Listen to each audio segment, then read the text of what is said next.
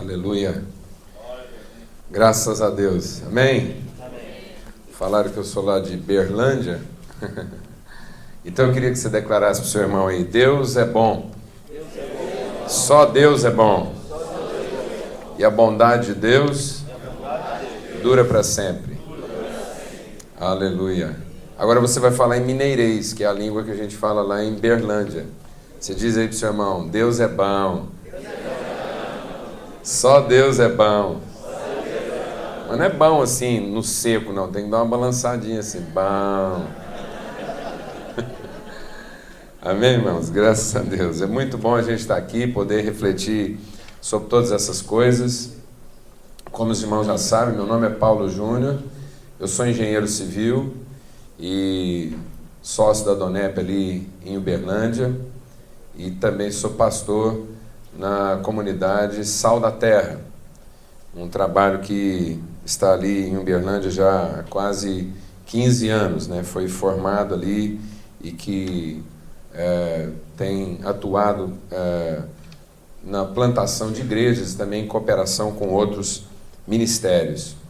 Mas é uma reunião de líderes, eu quero compartilhar líderes, quero abrir meu coração, eu quero dizer para os irmãos que eu não vim aqui para pregar, para simplesmente trazer uma palavra, mas eu vim aqui para compartilhar e compartilhar de realidades comuns na sua vida, na minha casa. Tudo aquilo que eu vou estar compartilhando com os amados aqui é relevante para a minha vida pessoal, é aquilo que eu e a minha casa temos meditado diante do Senhor, temos entendido como desafio da parte de Deus para cumprir realmente aquilo que é o desígnio, o propósito de Deus para a nossa vida. Tudo que nós queremos, você como líder, eu acredito que é o que você quer também, é cumprir o desígnio de Deus, é alcançar aquilo que é o propósito estabelecido por Deus na eternidade para a sua vida, cumprir bem o seu ministério. E cumprir bem o seu ministério dentro da Donep, dentro daquilo que são os princípios e os valores defendidos por essa associação. Então, é muito importante a gente refletir sobre princípios, sobre valores. Tudo que eu quero compartilhar com você é realmente sobre princípios e valores. Talvez até por causa da minha formação como engenheiro civil.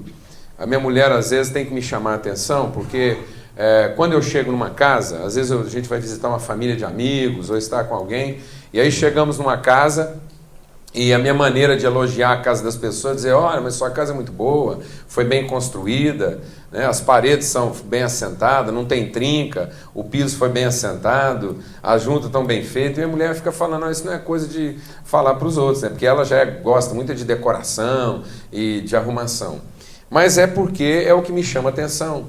E eu percebo que muitas vezes, porque os fundamentos de uma construção não foram bem lançados, elas apresentam defeitos crônicos, que depois você nunca mais consegue corrigir.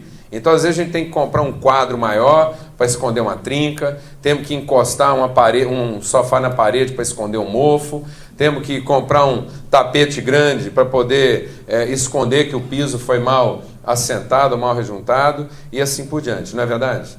Então, eu tenho entendido que, muitas vezes, no reino de Deus, as pessoas não atentam para princípios, para os fundamentos sobre os quais elas estão firmadas e não meditam sobre isso. Nós temos muitas vezes uma ideia equivocada de poder e de autoridade, porque muitas vezes nós estamos condicionando poder e autoridade apenas à capacidade. E aí a nossa ideia de poder é incremento de força. Nós estamos querendo mais poder, então nós pensamos em incrementar a força.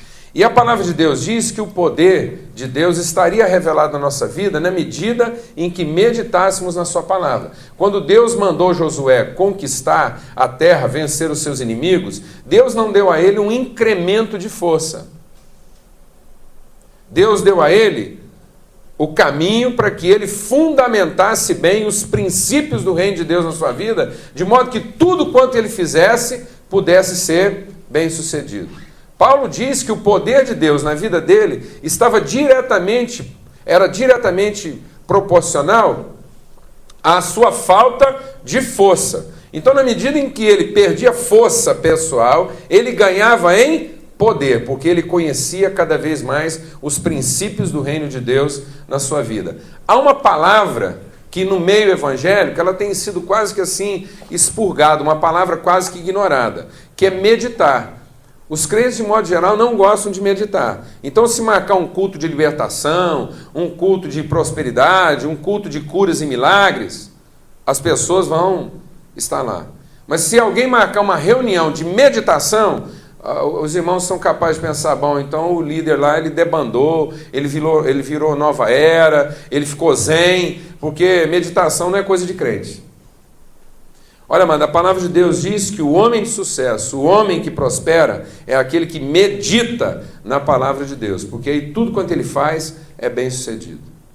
Deus diz para Josué, você medita na minha palavra, para que quando você for fazer alguma coisa, você faça segundo aquilo que eu disse que é para você fazer.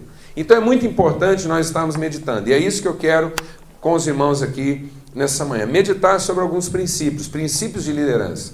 E o que nós vamos estar abordando aqui hoje é sobre identificando, reconhecendo e vencendo as tentações da nossa vida como líderes. Todos nós aqui estamos sujeitos a tentações. Como é que nós podemos enfrentar uma tentação sem nos desviarmos daquilo que é o propósito original de Deus para a nossa vida? Como é que eu posso passar por um vale de tentações e não me corromper? Há um desafio hoje na Donep no sentido de manter vivos os valores que estabeleceram essa fundação, essa associação. Mas em qualquer outra área da sua vida, na sua vida profissional, na sua vida conjugal, na sua vida familiar, na sua vida lá de trabalho, de relacionamento com os amigos, na sua vida na igreja, nós estamos sujeitos a tentações. E toda tentação, é importante nós entendermos isso, toda tentação tem um único objetivo, nos desviar daquilo que é o propósito original de Deus para a nossa vida. A tentação vem para nos corromper, vem para mudar o nosso rumo, vem para mudar o nosso objetivo, vem para nos desviar daquilo que é o desígnio de Deus para a nossa vida. Então é muito importante eu saber reconhecer e saber como vencer essas tentações na minha vida. Jesus passou pelo seu momento de tentação, o momento em que Satanás veio contra ele para desviá-lo do seu propósito. E não se iluda, foi um momento permitido e providenciado por Deus. Jesus, quando enfrentou tentação, ele não estava à mercê do acaso. A palavra de Deus diz que foi o Espírito de Deus que o levou ao deserto para ser tentado. Para que Jesus, como Filho de Deus, pudesse confrontar, reconhecendo e vencendo as suas tentações pessoais. Então não se iluda, o Espírito de Deus, para que você seja um líder eficaz, para que você seja um líder bem-sucedido, o Espírito de Deus vai permitir, vai conduzir você a situações em que você será tentado, para que você possa identificar isso, vencer isso e fundamentar, arraigar ainda mais e fortalecer ainda mais aquilo que são os princípios da sua vida e que levarão você a alcançar o desígnio estabelecido por Deus, o objetivo estabelecido por Deus na sua vida, na sua casa e no seu ministério. Amém? Então nós queremos meditar sobre isso. Vamos ter uma breve palavra de oração agora. Deus de graça, Deus de bondade, Deus de virtude, vem mesmo sobre a nossa vida agora, unge-nos, Senhor, derrama do Teu Espírito Santo. Ó Deus, toca agora o nosso entendimento, nosso coração, nossa mente, para que, ó Deus, nós estejamos totalmente abertos para a instrução eficaz do Espírito Santo na nossa vida, para que a Tua palavra seja viva e eficaz no nosso coração. Em nome de Jesus. Amém. Reconhecendo e vencendo as tentações da nossa vida, para que nós possamos exercer uma liderança eficaz, para que nós possamos cumprir aquilo que é o desígnio, aquilo que é o propósito de Deus para a nossa vida, para que nós possamos atingir o alvo. Amém? Eu queria que você abrisse a sua Bíblia lá em Hebreus, no capítulo 4. Hebreus, no capítulo 4, verso 14. Diz assim: visto que temos um grande sumo sacerdote, Jesus, o Filho de Deus, que penetrou nos céus, retenhamos firmemente a nossa confissão. Diga comigo, retenhamos firmemente a nossa confissão. Amados, Jesus é sacerdote sobre a nossa vida, Ele venceu todas as tentações às quais ele foi submetido, ele entrou no céu vitorioso, e a palavra de Deus diz que ele estabeleceu para nós esse novo e vivo caminho, pelo qual nós também podemos entrar no Santíssimo Lugar, ter comunhão com Deus, reconhecer quem Deus é, quem nós somos nele, o que Deus quer através de nós, o que Deus quer conosco e o que Deus quer em nós. A palavra de Deus, quando Paulo está escrevendo aos Efésios, ele diz assim, o poder, que opera em nós. Ele diz, Deus é poderoso para operar muito mais além daquilo que pedimos ou pensamos, segundo o poder que opera em nós. O que quer dizer esse em nós? O original dessa palavra quer dizer o seguinte, em nós, conosco e através de nós. Então Deus não tem apenas um propósito, você não é servo de um pensamento de Deus, mas Deus em nós e Deus conosco quer através de nós cumprir um propósito. Então é uma relação de identidade, ela é uma relação de intimidade e uma relação de responsabilidade. Então Deus é o nosso Deus, é o Deus que é em nós, é o Deus que é conosco, nós somos um nele, somos um com ele, para que ele, através de nós, possa atingir aquilo que é o seu desígnio. Não é apenas o desígnio dele, mas é o desígnio dele em nós e é o desígnio dele conosco. Então, Cristo é o mediador dessa aliança. Essa aliança de perfeita identidade com Deus, de perfeita afinidade com aquilo que é a identidade de Deus e o seu desígnio em nós e conosco. Então Jesus é o sacerdote, ele venceu todas as coisas para que nós possamos reter firmemente aquilo que é a nossa confissão, aquilo que é a nossa convicção, aquilo que é a nossa certeza, aquilo que é o desígnio de Deus para a nossa vida. Pois não temos um sumo sacerdote que não possa compadecer-se das nossas fraquezas. Então Jesus é o sacerdote que vem ministrar a nós para que você não se desvie, mas para que você conserve firme aquilo que é o desígnio de Deus para a sua vida. Mas ele não é um sacerdote distante, alheio, indiferente, que não se compadece das suas fraquezas, das suas fragilidades, mas ele as conhece todas, ele vivenciou as nossas tentações, como diz a palavra de Deus. Porém, um que, como nós, em tudo foi tentado, mas sem pecado. Diga comigo, que como nós, em tudo foi tentado. Então, amado, eu quero te dizer o seguinte, todo pecado tem uma boa explicação, mas nunca uma justificativa. Nós podemos explicar todos os nossos pecados, mas não podemos justificá-los. Então muitas pessoas às vezes estão usando suas fraquezas para justificar seus pecados, porque não sabem reconhecer a natureza das suas tentações e não sabem confrontá-las segundo a palavra de Deus. Então são pessoas que estão constantemente desviando-se daquilo que é o desígnio de Deus para a sua vida, são pessoas inconstantes nos seus propósitos, elas não retêm de maneira firme aquilo que é a comissão de Deus para as suas vidas, e elas estão constantemente se explicando nas suas fraquezas. E eu quero dizer, a nossa fraqueza pode ser uma boa explicação, mas não é uma justificativa para nós não estarmos cumprindo aquilo que é o desígnio de Deus para a nossa vida. Porque Jesus foi tentado como nós fomos. Como homem, ele vivenciou as nossas fraquezas, mas ele venceu. Então cheguemo-nos com confiança ao trono da graça, para que recebamos misericórdia e achemos graça, a fim de sermos socorridos no momento oportuno.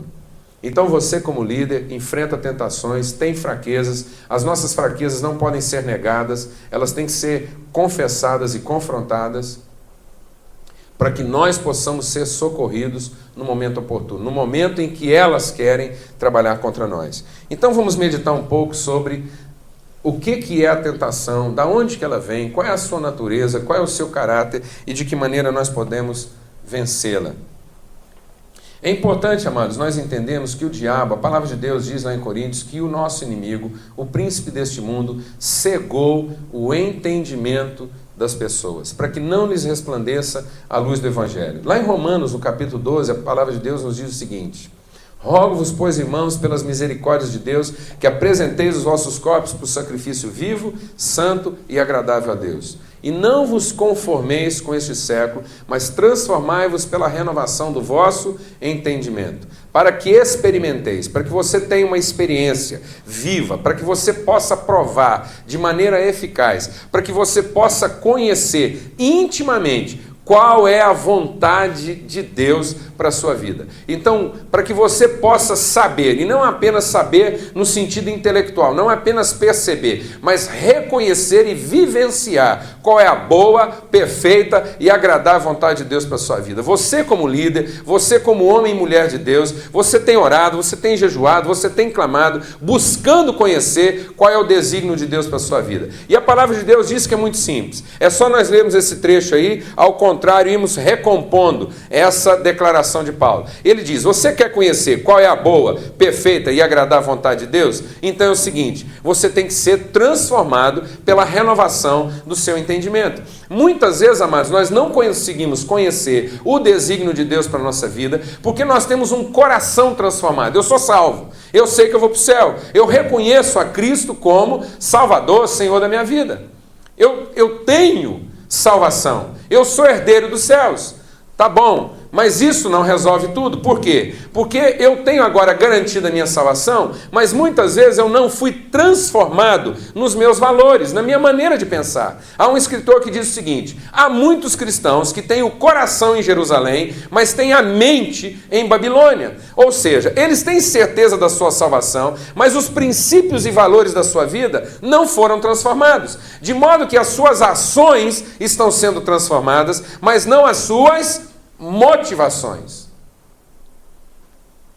Porque eles continuam a sentir e a pensar como antes. Então Paulo está dizendo, nós nunca vamos conhecer perfeitamente qual é a vontade de Deus para a nossa vida, enquanto não formos transformados na renovação do nosso entendimento. E o que isso significa? Significa que nós não vamos pensar mais segundo aquilo que o mundo naturalmente pensa. Então não será conforme o mundo. Não será conforme a maneira natural de pensar. Agora, para que isso aconteça, eu tenho que ter disposição clara de sacrificar a minha maneira antiga de pensar. Sacrificar até mesmo os meus desejos, aquilo que é o impulso natural da minha carne. Não se iluda, amado. Não espere que o cumprir da vontade de Deus apareça na sua vida como um desejo. Deus mesmo nos adverte e diz: o teu desejo é contra você. Muitas pessoas não conseguem ser firmes no seu propósito porque ainda estão à mercê dos seus sentimentos. Então elas estão orando para que Deus mude o sentimento delas. E Deus não quer mudar o seu sentimento. Deus quer mudar a sua atitude. Porque a palavra de Deus nos adverte que o nosso sentimento, até o último dos nossos dias, ele será contrário àquilo que o Espírito de Deus quer operar através de nós. Amém? Então o que acontece é que tem muito crente tentando mudar de comportamento. E tem muito crente pensando que a maneira dele exercer uma liderança eficaz é através de uma ação eficaz. Mas vamos deixar o Espírito de Deus ministrar o nosso coração. Deus não olha para a aparência daquilo que nós fazemos. Então Deus não é um Deus de comportamento. A espiritualidade não é fruto de um comportamento ajustado. Antes de nós olharmos para a nossa ação, nós temos que entender qual é o motivo da ação. Temos que olhar para a motivação, porque muitas pessoas estão conseguindo ajustar o comportamento, mas não ajustam a motivação. Então elas estão fazendo a coisa certa com a motivação errada. É como se alguém estivesse caminhando na direção certa, mas no sentido oposto. É como uma estrada, em que você quer ir de um lugar para o outro. E aí você está no meio da estrada. Essa estrada é uma reta. Uma reta é a menor distância entre dois pontos. Tá certo? Uma reta define uma direção. Então você imagine uma reta entre Dourados e Campo Grande. E você imagine uma pessoa exatamente no meio dessa reta. E ele quer ir de Dourados para Campo Grande. Só que no momento ele já está na direção certa, amém? Amém? Porque ele está no meio do caminho, na reta, na direção. Só que quando ele vai pegar a estrada, em vez de ele pegar o sentido Dourados Campo Grande, ele pega o sentido Campo Grande Dourados. Então o que vai acontecer com essa pessoa? Quanto melhor motorista ele for, quanto mais possante o carro dele for, quanto mais combustível ele tiver no tanque, quanto mais livre tiver a estrada, quanto melhor ele dirigir, quanto mais rápido ele for, mais longe ele vai ficar do seu objetivo. Talvez fosse melhor que ele não fosse tão bom, e nem o carro tão possante. Talvez fosse melhor que o carro dele quebrasse, porque ele ia falar com o mecânico assim, arruma logo meu carro que eu preciso chegar logo em Campo Grande. E o cara ia falar para ele, mas você está indo para Dourados? Então agora você sabe por que Deus deixa o nosso carro quebrar. Porque às vezes você está na direção certa, fazendo a coisa certa, mas no sentido errado. A motivação daquilo que você está fazendo não está ajustada. Então você captou o comportamento, mas não captou a atitude que legitima aquele comportamento. Está claro isso ou não? Amém, irmãos? Amém. E o que é a tentação? A tentação nem sempre é uma coisa para mudar a sua direção.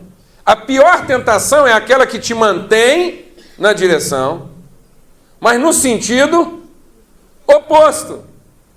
Então a pior tentação é aquela que estimula você a fazer o que é próprio de você, mas com o objetivo oposto. Então você veja que quando o diabo vem tentar Jesus, ele não vem tentar Jesus com extravagâncias, com coisas que sejam totalmente diferentes daquilo que Jesus conhece. Pelo contrário, o diabo só vem tentar Jesus naquilo que é próprio dele. Tanto que ele enfatiza isso. Ele diz, você pode transformar a pedra em pão. Você pode ser o Senhor de todas essas coisas. E você pode ordenar os anjos para que eles te obedeçam. Porque tudo isso está escrito. O que estava diferente ali? Aquela não era a motivação, o sentido. Não foi com esse sentido que Jesus foi enviado. Não era essa a motivação no coração de Deus. Está claro isso, irmãos? Você consegue entender isso? Então a pior tentação que você vai enfrentar na sua liderança é aquela que não tira você da direção. Você continua fazendo as mesmas coisas que você está acostumado e que você é capaz de fazer. Só que alguma coisa dentro do seu coração mudou. A sua motivação. Esse é o grande desafio no ministério. Porque muitas coisas ficam corrompidas não porque as pessoas começam a fazer algo diferente. É porque elas começam fazendo as coisas que estavam acostumadas a fazer, mas a sua motivação já não é mais a mesma. Está claro isso? Então a tentação vem para desviar você do propósito. Desviar como? Mudando o sentido, mudando a motivação com que você fazia antes. Vamos entender isso melhor. Vamos deixar isso mais claro na nossa vida. A palavra de Deus diz lá em João 15, diz assim, não foram vocês que me escolheram, Jesus diz, mas foi eu que escolhi vocês para que vocês vão e deem fruto. Jesus diz, não foram vocês que me escolheram, mas eu vos designei. Então o desígnio de Cristo, o desígnio de Deus, o propósito, o apontamento, a direção e o sentido. Para você atingir um alvo, nós precisamos de direção e sentido. Não é suficiente só a direção. É preciso direção e sentido. Então o apontamento, o desígnio, a direção e o sentido de Deus qual é? Dar fruto. Frutificar. Qual foi a primeira palavra que o homem ouviu logo após ter sido criado? Qual foi o som que ele ouviu da boca de Deus e que veio e abriu o seu tímpano. A primeira palavra, o primeiro som que veio lá penetrar, desvirginar o seu ouvido, qual foi? Qual foi, irmãos? Qual foi? Frutificai. Amém? Frutificai, multiplicai, enchei a terra e sujeitai-a. Então, qual era o propósito original, o desígnio? Qual é o apontamento de Deus para o homem? Deus diz assim: farei o homem de modo que ele seja uma imagem visível daquilo que eu sou. Uma imagem conforme uma semelhança. Então, o homem estava designado para revelar a identidade de Deus no mundo. Então, o homem deveria olhar para toda a natureza numa perspectiva abençoadora, numa perspectiva doadora. O homem estava no mundo para apresentar os frutos da sua relação com Deus, os frutos da sua identidade em Deus. O homem era a imagem visível daquilo que Deus é. Então, tudo que o homem fizesse teria o propósito de revelar, manifestar, liberar. Amém, irmãos? Apresentar, fazer escoar na natureza aquilo que Deus é. Amém? Amém? Frutificar os frutos dessa relação. Então, toda vez que o homem olhasse para o mundo, o homem deveria olhar para o mundo numa perspectiva, num sentido doador. Tanto que a palavra de Deus diz: sem fé é impossível agradar a Deus. Porque é importante que aquele que se aproxima, aquele que quer ter intimidade, aquele que busca relacionamento, aquele que entra no santíssimo lugar, aquele que vai de encontro ao desígnio de Deus para a sua vida, é importante que aquele que se aproxima de Deus saiba, creia, tenha absoluta convicção de que Deus é doador, de que Deus é o abençoador, de que Deus é o galardoador. Ele tem certeza, não de que Deus abençoará, mas ele tem convicção de que Deus já o abençoou. Então, quanto mais ele se aproxima de Deus, mais convicção ele tem do que Deus já deu a ele, e mais convicção ele tem de que o desígnio da vida dele é revelar o que Deus já lhe deu. E o que acontece com o homem hoje? Muitas vezes o homem hoje está usando a sua fé para alcançar a bênção, e não usando a sua fé para manifestar a bênção. Porque a fé, amados, é a convicção, não do que eu vou receber. A fé é a convicção do que eu já recebi. A fé é a convicção de que Deus é o abençoador, é o doador. Então, quando eu me ligo a Deus, eu não ligo na perspectiva de ainda receber, mas eu estou ligado na perspectiva de manifestar o que Ele é. Então, eu sou um com Ele, então Deus é doador. Doador através de quem? De você. O que o diabo fez? O diabo só fez o homem inverter o sentido da sua relação com o mundo. Então o diabo colocou o homem diante do mundo, vendo o mundo no sentido oposto. Então qual era a palavra de Deus para o homem? E aí o diabo colocou o homem diante do fruto e disse o quê? Comei. Então o homem passou de doador para quê? Receptor. Sabe o que é pecado, amados? A minha vida inteira eu aprendi que pecado é errar o alvo. E eu ficava pensando, que alvo? Depois ainda que eu formei em engenharia, aí que eu queria saber mesmo, que alvo? Alvo de quem? Qual é o alvo? Sabe o que é pecado? Essencialmente, amados, pecado é errar o alvo. Sabe por que pecado é errar o alvo? Porque essencialmente pecado é priorizar-se. Pecado é pensar para si. Pecado é desejar apenas para si. Porque isso é a inversão do sentido. Qual era o sentido? Frutificar, dar, encher, multiplicar. E aí qual foi o sentido colocado por Satanás no coração do homem? Receber, encher-se, acrescentar, possuir, dominar, controlar, garantir. Hoje, a sociedade, o mundo, tentando passar um melzinho na boca lá dos empregados, né? Porque eles tentam assim, curso de motivação profissional. Estão junto os empregados, tudo e diz assim, agora que ninguém mais é funcionário. Ninguém mais é funcionário, isso aqui é família. Você agora não vai ser chamado mais de empregado, você é colaborador. Colaborador de quem? E aí ele fica lá tentando catequizar os funcionários dele, que eles não são funcionários não, eles são sócios da empresa. E colaboradores. Colaboradores de quem? Do chefe. Porque o chefe deles, mesmo sendo crente, agora está ensinando aqueles funcionários a trabalhar para ele. Então, amados, isso aqui é um encontro de liderança. Sabe qual é a diferença do líder e do chefe? O líder é aquele que trabalha para viabilizar, para manifestar, para liberar o potencial das pessoas. Já pensou se você, como chefe crente, já pensou você como homem de Deus lá, crente, dono da sua empresa, você pensasse que a sua empresa é a oportunidade de, primeiramente, promover os seus funcionários?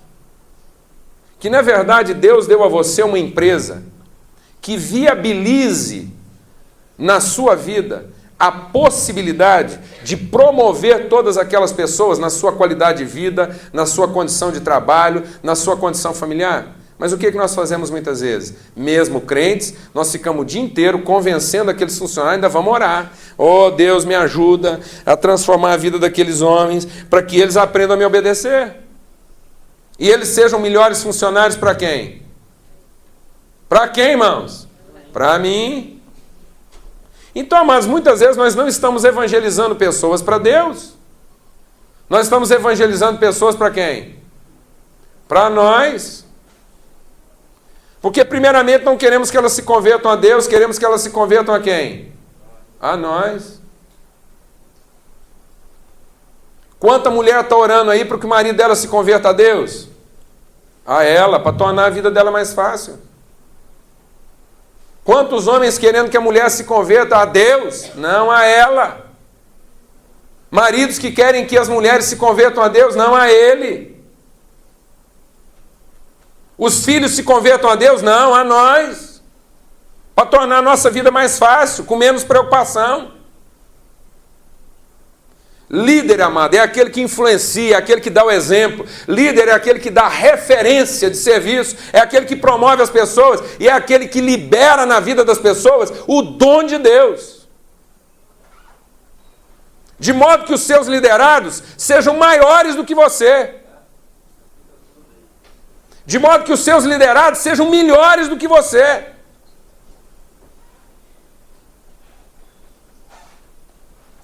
Amém?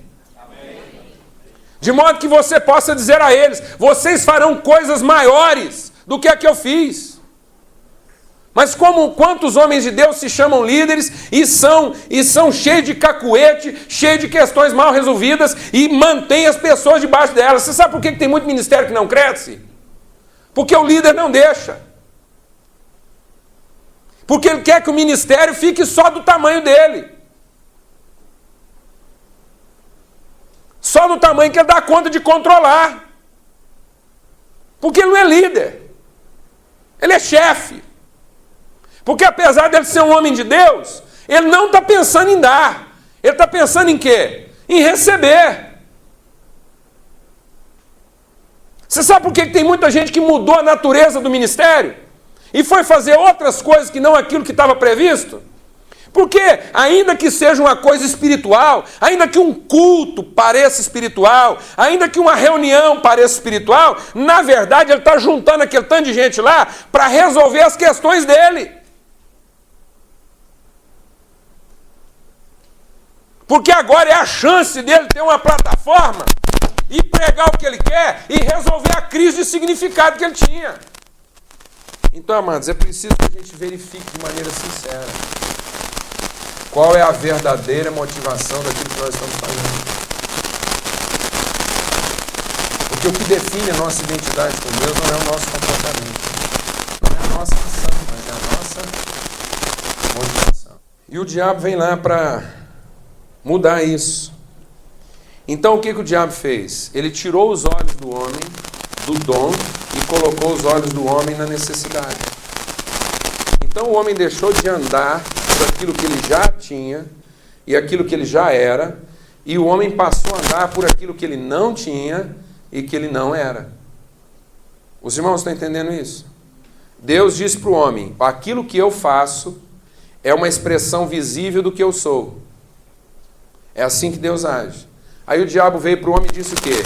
No dia em que você fizer, então você será.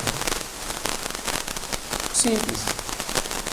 Aquilo que você está fazendo é a manifestação visível daquilo que você é, daquilo que Deus é na sua vida, ou aquilo que você está fazendo tem o objetivo de tornar você uma coisa que você gostaria de ser. Então, amado, se eu estou agindo movido pela necessidade, então eu não conheço o dom, eu não conheço o amor, eu não conheço o que Deus já me deu. Então, amados, o líder é aquele que trabalha para a necessidade. Então ele tem uma visão do dom, ele tem uma visão de quem ele é, de quem Deus é na vida dele, e agora ele está na posição de influenciar outras pessoas e liberar o dom de Deus na vida delas. Agora o chefe, ele trabalha pela necessidade.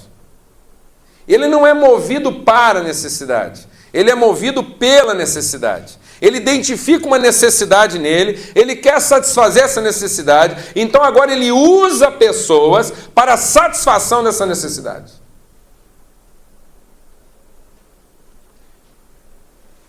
Então eu quero te fazer uma pergunta, que faz a diferença entre dom e necessidade.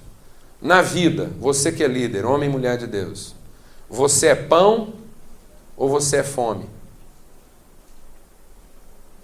Na vida, você é água, fonte ou sede?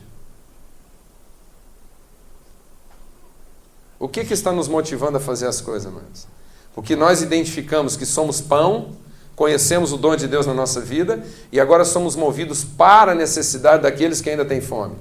Ou estamos fazendo as coisas movidos pela nossa própria fome, tentando satisfazer através dos outros as nossas próprias necessidades. Receber deles reconhecimento. Receber deles salário. Tem muito líder que desiste do propósito de Deus na vida dele, sabe por quê? Porque não recebeu o reconhecimento que esperava. Eu estou falando alguma bobagem aqui? Não. Ah, você sabe por que eu desisti lá do meu trabalho? É porque eu dei o sangue, eu me matei. Olha, você não sabe o que eu tenho passado nessa casa aqui. Eu dei tudo para minha família. Eu dei tudo para esse homem, eu dei tudo para essa mulher, mas que ninguém me reconhece, não. Amada, a palavra de Deus diz que aquele que trabalha pelo salário, o que ele recebe é dívida. E há muitas pessoas trabalhando para tornar os outros e a Deus devedores de obrigações a eles. Então, quando essas pessoas chegam a receber alguma coisa, não é bênção, é dívida. Mas aquele que trabalha movido pela convicção do que já recebeu, tudo que ele recebe é dádiva. Amém? Amém. Já que contaram a história do porquinho, eu vou contar a história do porquinho 2. Segunda parte. Diz que o cara foi visitar uma fazenda em Minas, e ele chegou lá, e a fazenda muito bem organizada, o pomar bem tratado, árvores pintadas, cerca bem arrumada, a varanda bem varrida, o quintal limpo, e aquele homem foi ficando encantado de ver o cuidado daquele fazendeiro. Mas quando ele já achou que já tinha visto tudo, passou um porquinho perto dele com a perninha toda enfaixada. Mas assim, um senhor curativo, não é esse curativo de INSS não, aquele curativo assim, arrumado mesmo. Aí o cara desentendeu, chamou o dono da fazenda e falou: rapaz, eu quero aqui te cumprimentar, porque eu achei que eu já tinha visto de tudo, seu cuidado, seu zelo, mas agora, a hora que eu vi esse porquinho aqui, o tanto que você trata bem esse animal, esse curativo feito aqui nesse ferimento, eu estou impressionado. Aí o cara falou para ele: rapaz, que nada, isso é porque nós estamos comendo ele aos poucos.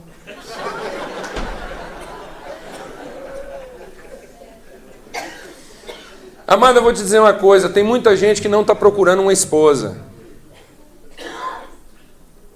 Fala que ama, mas ele não está procurando uma esposa. Sabe o que ele está procurando? Um porquinho. Para ele ir comendo aos poucos. Tem muita mulher que não está procurando marido, não. Sabe o que ela está procurando? Um porquinho. Aí ela trata ele bem. Arruma a casa, tudo arrumadinho. É para tratar bem o porquinho, porque ela não quer que ele morra antes da hora, porque ela precisa comer dele aos poucos. Tem muito homem aí se matando para tratar bem a família. Você acha que é porque ele ama a família? Não, não. É pelo que a família vai retornar a ele em termos de reconhecimento. E aí é quando a família não retorna, o que acontece com esse homem? Ele se deprime, ele frustra, ele chuta, ele troca por outra. Tem muita mulher esgotada, por quê?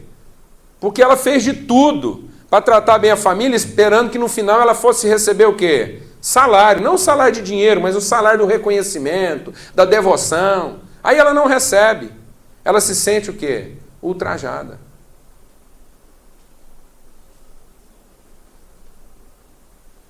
Porque aquilo que fazemos muitas vezes é no sentido de engrossar o salário. Aquilo que nós estamos chamando de fé, muitas vezes, é a nossa obsessão em receber a bênção. Tem muitas pessoas lotando as igrejas, frequentando reunião de oração, jejum, e na verdade ele não está movido da certeza do que já recebeu. Ele está movido do interesse do que ele ainda pode receber. Isso não tem nada a ver com fé, isso é obsessão. Tanto, amados, se nós olharmos para a palavra de Deus, lá em Lucas, no capítulo 4, e também em 1 João, no capítulo 5, nós vamos ver qual é a natureza, então, das nossas tentações. E para entender um pouco da natureza das nossas tentações, nós temos que ir ao lugar da tentação. Quais são os lugares da tentação? Primeiro lugar da tentação, deserto. A palavra de Deus diz lá em Lucas 4 que Jesus foi levado pelo Espírito Santo ao deserto. Já começa por aí, para quebrar um pouco dos paradigmas do nosso espiritualismo. Porque muitas pessoas estão achando que são espirituais e, na verdade, elas são espiritualistas. Elas têm uma forma espiritualizada de pensar que nada tem a ver com a verdadeira espiritualidade. Porque elas têm um comportamento espiritual, mas elas não têm uma motivação espiritual. Elas encontraram na forma espiritual de se comportar o mecanismo de satisfazer o seu desejo carnal. Então a sua motivação é carnal e o seu comportamento espiritual, porque elas encontraram no meio espiritual a forma de satisfazer as suas necessidades, porque elas não estão movidas da convicção, elas estão movidas do quê? Da necessidade. Então a tentação nasce na necessidade. Por isso que Jesus teve que ser levado ao deserto para ser tentado. E ele foi levado ao deserto para ter fome. Porque sem fome não tem tentação. Agora, vamos começar por aí quebrando alguns paradigmas do nosso espiritualismo. Quem levou Jesus ao deserto? Começa por aí. Tem muito irmão aí chateado, aborrecido, nervoso, irritado, porque ele acha que foi o capeta que levou ele para o deserto. Ele associa toda forma de dificuldade e privação ao inferno. E, na verdade, quem levou Jesus ao deserto não foi Satanás. Foi o Espírito Santo. Então, isso tem que mudar algumas coisas no nosso entendimento. Então, foi o Espírito Santo que levou Jesus ao deserto. Por quê? Porque o deserto, amados, é onde nós somos tentados pelas necessidades que sentimos. Então o deserto é o ambiente da dificuldade, qualquer tipo de dificuldade. Você está lá enfrentando uma dificuldade no seu ministério, então o deserto está associado à privação, isolamento, necessidade, abandono. Então O deserto é quando nós somos tentados na forma mais primitiva. A tentação daquilo que sentimos, daquilo que é evidente. É a tentação da coisa explícita. É aquela tentação que ela não é subjetiva. É uma tentação explícita, objetiva, clara, óbvia. Por quê? Porque você sente. Você é capaz de dar medida. Você é quase capaz de apalpar o seu sentimento, de tão consistente que ele é na sua vida. Então, no momento da necessidade, no momento da dificuldade, nós somos muitas vezes tentados pela nossa capacidade. O momento da tentação, o momento da dificuldade, o momento da tentação no deserto, é o momento em que nós somos tentados a colocar em prática a nossa capacidade sem a orientação de Deus. Por quê? Porque nós temos consciência do desejo, nós temos consciência da necessidade, nós temos consciência da fome e do mesmo modo nós temos consciência também daquilo que nós somos capazes, do nosso potencial. Fala, não, eu não preciso estar passando por isso aqui, eu vou dar um jeito, eu vou fazer alguma coisa. E aí é que muitas vezes a gente mete os pés pelas mãos. Porque usamos a nossa capacidade para provar a nossa identidade. A nossa capacidade, ela não tem a finalidade de provar quem somos, mas de manifestar quem somos. Nunca use a sua capacidade por conta de uma crise de identidade. A grande tentação das pessoas, amados, não é uma crise de capacidade, é uma crise de identidade. E muitas vezes, quando nós não temos o resultado que nós esperamos, nós somos levados a pensar que não somos o que pensávamos. Por quê? Porque o diabo nos ensinou a pensar o quê? No dia em que você fizer, então você será. Aí você faz. Não tem o resultado que você esperava? O seu primeiro pensamento é de que você não tem capacidade? Não, o seu primeiro pensamento é de que talvez você não seja quem você pensava. Ou pior, de que as pessoas pensem de você o que você não é. Por que tem muita mulher cansada, muito marido aí estressado? Porque ele não viu na família o resultado que ele esperava, então ele está duvidando se ele é a pessoa que ele pensava ser, ou se a família de fato o reconhece como de fato ele é. E aí qual é a tentação dele? Mudar apenas o comportamento, insistindo na sua capacidade. Sendo que talvez fosse a hora dele não fazer nada, buscar a direção de Deus. Geralmente, quando as pessoas estão em apuros, eles dizem o quê? Eu tenho que fazer alguma coisa. Mas você já parou para pensar que talvez você só está em apuro por conta do que você já fez até agora?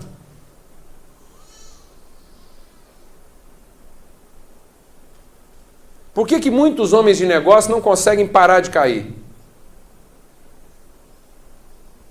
Porque eles não conseguem parar de fazer.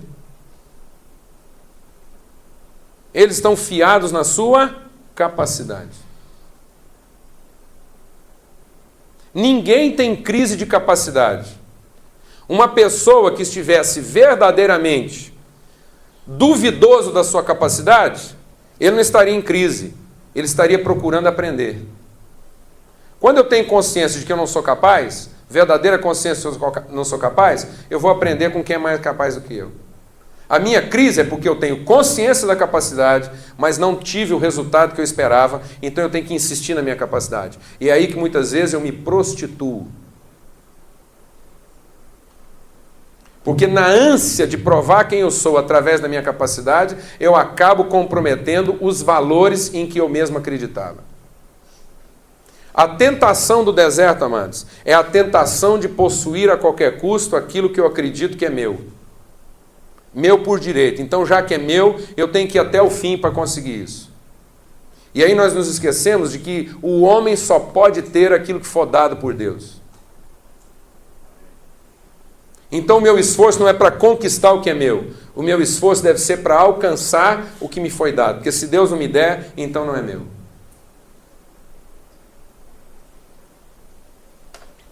Amém? Amém. Nesse sentido, as pessoas têm a tendência de se corromperem com ativismo. Então, um homem que está lá no deserto, tendo dificuldades, enfrentando privações e consciente da sua capacidade, ele é tentado no desejo, ele quer muito aquilo, ele não vê limites para aquilo que ele quer, então ele se torna uma pessoa ativista, ninguém contra ele. Ele abre mão do relacionamento, ele abre mão dos valores confessados. Se você parar essa pessoa e disser, você ama a sua esposa? Amo. Mas então por que você não gasta mais tempo com ela? Não, porque eu estou trabalhando para dar a ela aquilo que eu sei que eu preciso dar. Isso é o quê? Prostituição. Então uma pessoa assim, ela é facilmente levada por qualquer vento de ideia ou doutrina.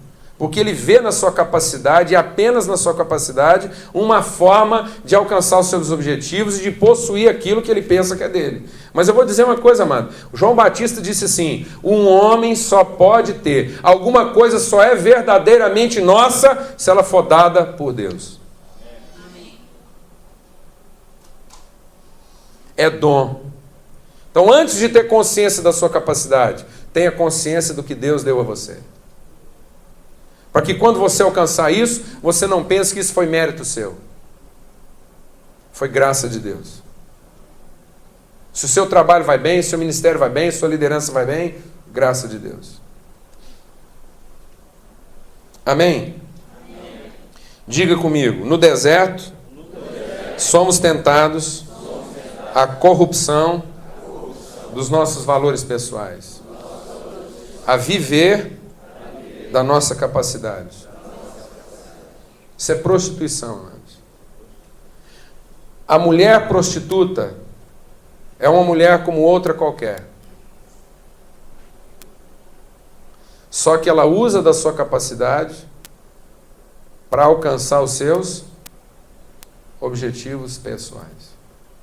Ela não está visando outra coisa senão aquilo que ela entende ser o seu direito pessoal. Ainda que para isso ela tenha que corromper seus próprios valores pessoais. Segundo lugar da tentação. E agora é um choque, né? Porque aqui o nosso espiritualismo é confrontado. Vamos deixar o Espírito de Deus ministrar o nosso coração. Quem levou Jesus para o deserto? E quem levou Jesus para o monte? Presta atenção, amados, que os 3 lugares de tentação são os lugares comuns na vida do crente. Os 3 lugares mais importantes na vida do judeu eram o deserto, o monte e o templo. Amém? São 3 lugares símbolos da vida cristã. Deserto, monte e templo. Agora você vê como é que as coisas às vezes estão invertidas na nossa cabeça? Nós ficamos culpando o diabo de ter levado a gente para o deserto. E achando que é Deus que leva a gente para o monte. Mas quem levou Jesus para o monte? Eu não ouvi. Quem levou Jesus para o monte? Satanás. Amados, presta atenção no que eu vou falar, porque às vezes eu falo sobre isso, muita gente acha que eu tenho alguma coisa contra o monte. E não, mas eu sou um homem de monte.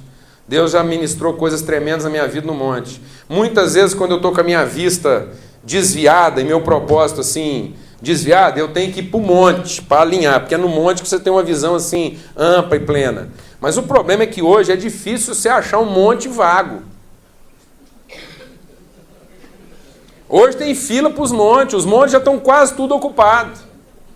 Aí você vai lá no monte, está tudo ocupado pelos crentes. O que os crentes estão fazendo no monte? Qual foi a motivação que os levou ao monte? Então vou te fazer uma pergunta. Os crentes hoje estão indo no monte para perguntar para Deus o que eles ainda não deram e que podem dar? Ou os crentes estão indo para o monte para descobrir o que eles ainda não receberam e podem receber? Então o que o crente está fazendo em cima do monte? Buscando uma visão de entrega total e de dar tudo o que ele ainda não deu? Ou o crente está lá em cima do monte, enchendo a cabeça de Deus e com aquela latumia, com aquela ladainha e aquela falação para ver se Deus converte a ele e acaba de dar para ele o que ainda não deu? Amado, porque parece que a única pessoa que ainda não converteu é Deus. Porque todo mundo já converteu, meus amigos do monte já converteram, meu pastor já converteu, e as mulheres de oração da minha igreja já converteram. Só Deus que ainda não entendeu do que eu estou precisando. Mas não tem nada não, eu vou fazer uma campanha de jejum, eu vou para o monte, nós vamos fazer uma cruzada na igreja, vamos trazer um grupo de louvor, e aí Deus não vai aguentar, ele vai quebrantar.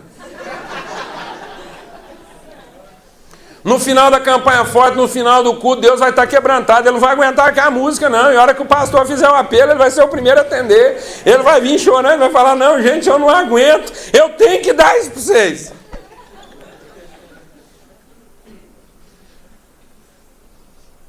Amados, as nossas práticas espirituais não são para mudar o coração de Deus. Nossas práticas espirituais deveriam ser para mudar o nosso coração.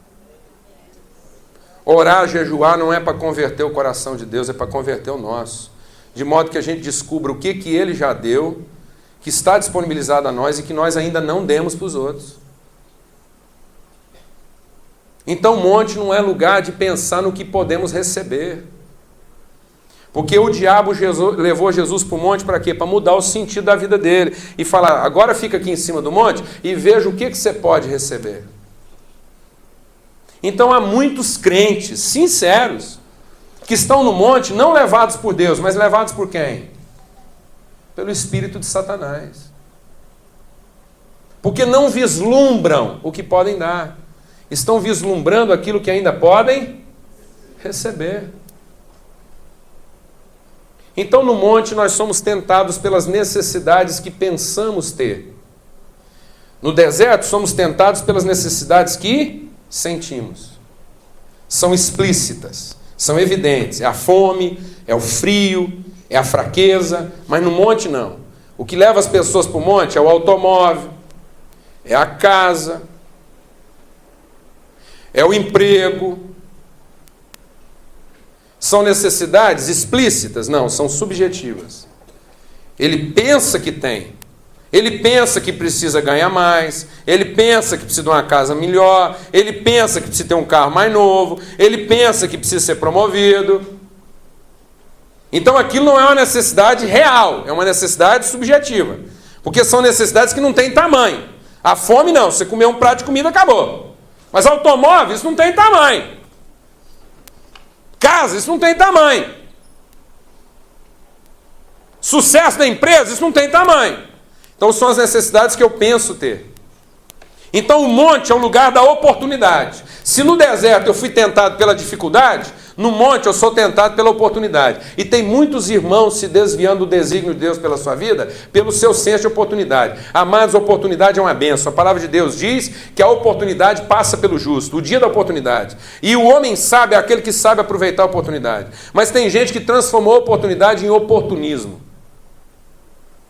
Ele criou a religião da oportunidade. E aí, se lá no deserto nós somos tentados à prostituição, à corrupção dos valores que confessamos, lá no monte nós somos tentados ao adultério. Porque há uma diferença. Deus diz que há diferença entre a mulher prostituta e a mulher adúltera. Por quê? Porque Deus diz que a prostituta é aquela que se corrompe pelo pão. Mas a adúltera é a mulher casada, que tem quem cuida dela, e que se corrompe pela vaidade, pela cobiça, pela ganância, não vê limite no seu desejo. A prostituta é aquela que está se prostituindo por um desejo explícito, mas a adúltera não, ela é gananciosa. Então lá no deserto o cara está lá lutando pelo que ele pensa que é dele. Lá no monte, ele está lutando pelo que é dos outros e que ele acha que deveria ser dele. Então ele não está contente com o que é seu. Ele quer possuir também o que é dos outros.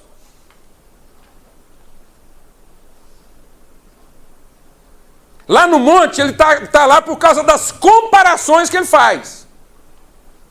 Ah, mas se o outro tem, é porque eu também devia ter, ué. Então, amados, não há pecado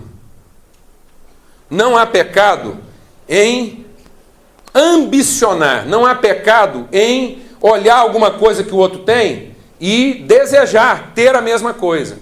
Mas o problema é quando eu desejo o que é do outro. Aí eu desejo que aquilo que é do outro seja meu e que ele não tenha, para que eu tenha ascendência sobre ele.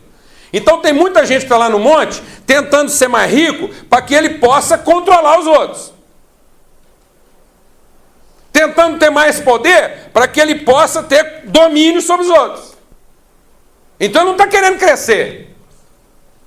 Ele está querendo também que os outros diminuam. Está me entendendo isso ou não?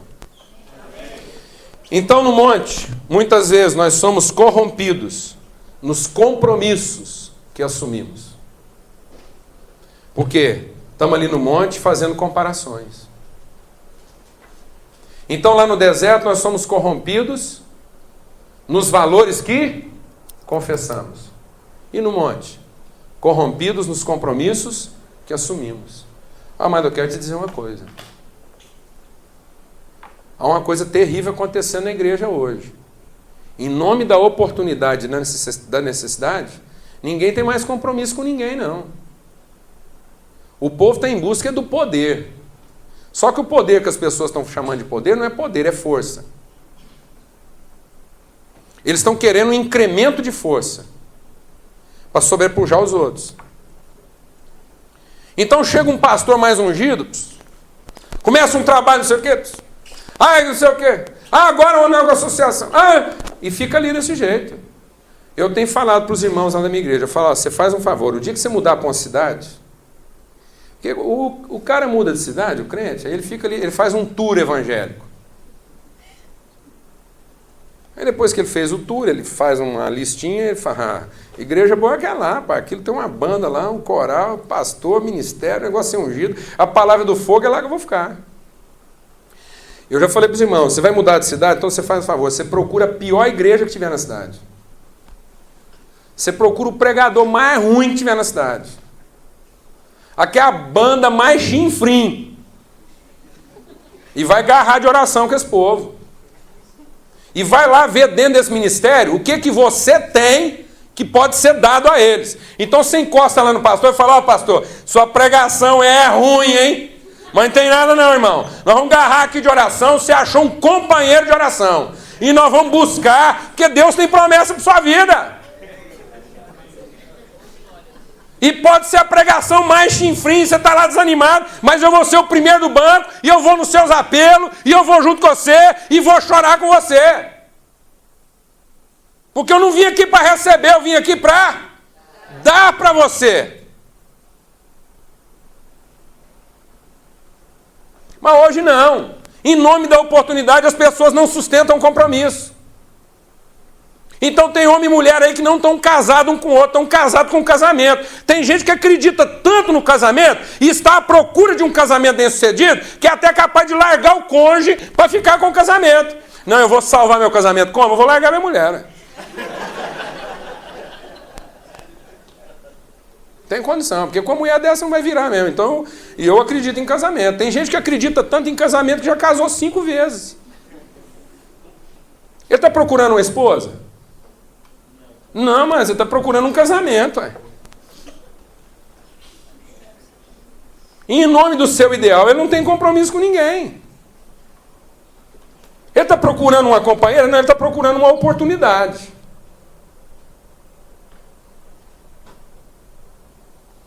De resolver suas carências. Último lugar, é curioso, né? Quem levou Jesus para o templo? Fala, irmão. O capeta. Agora, vê, irmão, é curioso, que isso contraria nosso entendimento. O Espírito Santo levou Jesus para o deserto e o diabo levou ele para o monte e para o templo. Mas tem alguma coisa errada acontecendo hoje em dia. Será que todo mundo que está no templo foi levado pelo Espírito Santo? Muitas vezes as pessoas estão no templo, amado, não movidas pelo Espírito de Deus, mas movidas pelas suas necessidades. Não estão querendo se identificar com Deus e serem doadoras, estão querendo manter a sua posição de receptoras. São receptores permanentes. Tudo que fazem na sua vida devocional está voltado para elas mesmas. Então, amados, no templo é onde nós somos tentados pela soberba, a arrogância. Então, quer dizer uma coisa em nome de Jesus: o deserto é a tentação da privação, o monte é a tentação da oportunidade, e o templo é a tentação do sucesso. Muitas pessoas estão no templo querendo Deus para sócio, para garantir o sucesso pessoal delas. Elas querem divinizar o seu sucesso. Pensando que são espirituais, elas são místicas. Elas vivem o misticismo da espiritualidade e acham que agora Deus vai garantir o patrimônio delas. Antes de ter compromisso com o nosso patrimônio, amados, Deus tem compromisso conosco e com as pessoas. Deus tem compromisso com gente. E se for preciso Deus queimar todo o nosso patrimônio para alcançar todas as pessoas que Ele quer, Ele vai fazer isso. Eu tenho dito para os irmãos, tem uns irmãos aí deixando anjo para tomar conta de automóvel e carro e casa. O cara sai e larga um anjo tomando conta do automóvel dele. Ele vai sair e larga um anjo tomando conta da casa dele. Eu vou te explicar um negócio. Aí depois ele não entende. Como é que ele largou um anjo tomando conta do automóvel dele e o ladrão conseguiu passar na greta lá, naquele buraquinho, entrou e saiu, roubou o toca-fita e nem não arranhou. Mas não pode, esse ladrão era mágico. Ele não entende como é que o bandido entra no automóvel, sai a 120 por hora, perseguição policial, faz uma curva, capota o carro, rebenta tudo e o cara sai de lá sem nenhum arranhão. Ele fala, gente, sabe o que foi? Sabe por que esse bandido não machucou? Sabe não? É por causa do anjo que você colocou lá tomando conta do seu carro. Porque anjo não foi treinado para tomar conta de carro. Ele foi treinado para tomar conta de gente. E na hora que o anjo teve que escolher entre preservar o seu carro e preservar o ladrão, ele não teve dúvida.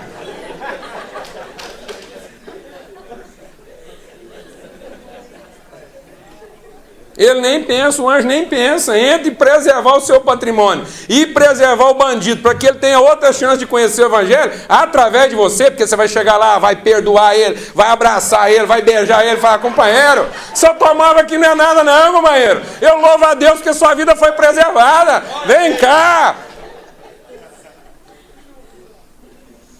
Agora tem irmão que não está pregando o evangelho, não é para salvar o bandido, não é para salvar o automóvel, porque ele pensa assim, quando todos os bandidos tiverem convertido, eu não preciso mais ter alarme no carro.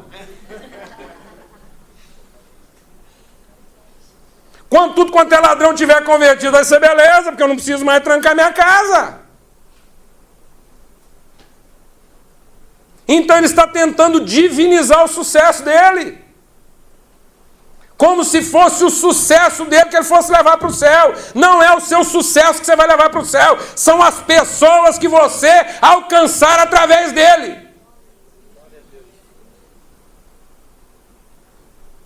Amém, irmãos? Amém. Então, muitas vezes, nós corremos o risco de perder o propósito de Deus na nossa vida no templo, com o nosso misticismo. Quando nós corrompemos aquilo que é o verdadeiro propósito de Deus para nós.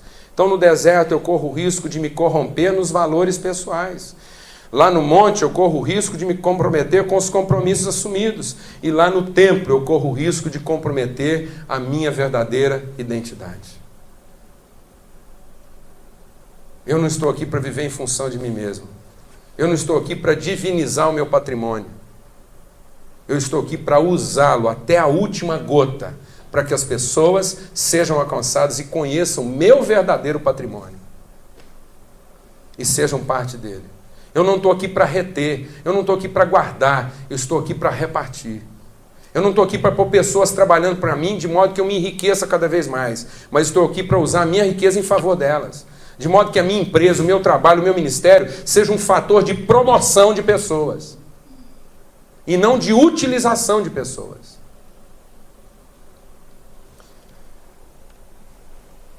Amados, a tentação no templo é que nós deixamos de ser contábeis às pessoas. Nós não queremos dar mais satisfação para ninguém e nem para Deus. nós nos tornamos senhores de nós mesmos e dos nossos próprios objetivos. E aí nós queremos que Deus trabalhe para nós. Tem muita gente que diz, irmão, de madrugada é melhor, porque a fila é menor. Então vou dizer, tem muito irmão aí levantando de madrugada para orar, não porque ele quer passar mais tempo com Deus, mas para ter a certeza de que ele é o primeiro da fila. E que naquele dia, o pedido dele vai entrar. Então tem muita gente acordando mais cedo, não porque quer gastar mais tempo com Deus, mas porque quer pôr Deus trabalhando mais cedo para ele. Ei Deus, como é que é? Vamos acordar logo. O dia hoje vai ser feio, o negócio vai pegar. O senhor vai ter que pôr os anjos tudo correndo aí para mim. O senhor manda uns para um lado, outros para o outro. E o senhor mesmo dá um jeito de envolver, porque senão não vai virar hoje não.